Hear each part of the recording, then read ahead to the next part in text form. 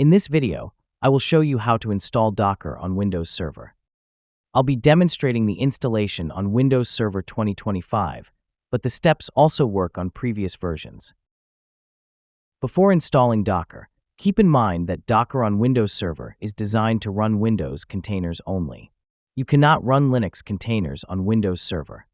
If you need to run Linux containers on Windows Server, you'll need to install Docker on a Linux virtual machine. Also, this guide is specific to Windows Server. If you're using Windows 11, there's a separate solution called Docker Desktop, which allows you to run both Windows and Linux containers. You'll find the link to that installation guide in the description.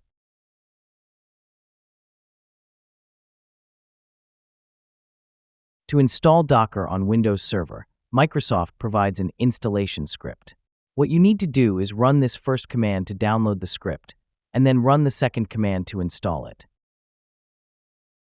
To do that, first open a PowerShell console as administrator. Then, run the first command to download the script. After downloading the script, run it to install the Docker engine.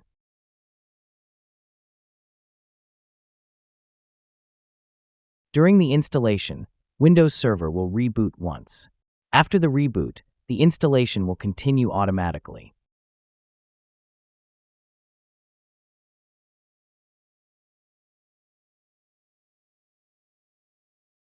The installation is finished, and we can confirm it by running the Docker version command. Now let's run a Hello World container to make sure our installation is working properly. This will download and start a container that displays the message, Hello from Docker, confirming that the Docker engine is working correctly.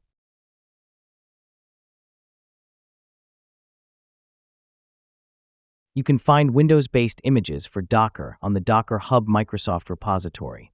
There you'll see a variety of Windows-based images available. For instance, let's take a look at the Windows Server Core image. Here you'll find different versions of Windows Server Core. For this demo, we'll test the latest version, Server Core 2025.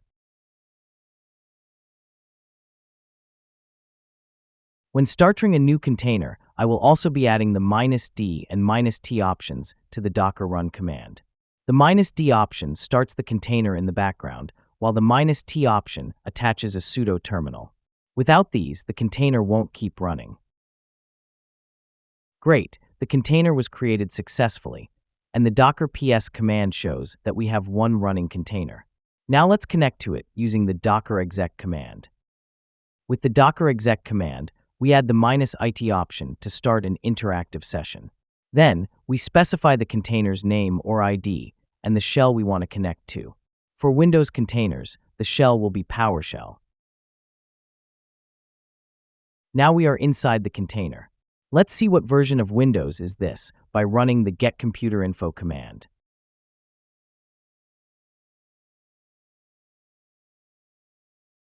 So here we have a Server Core version of Windows Server 2025 running on the Docker engine.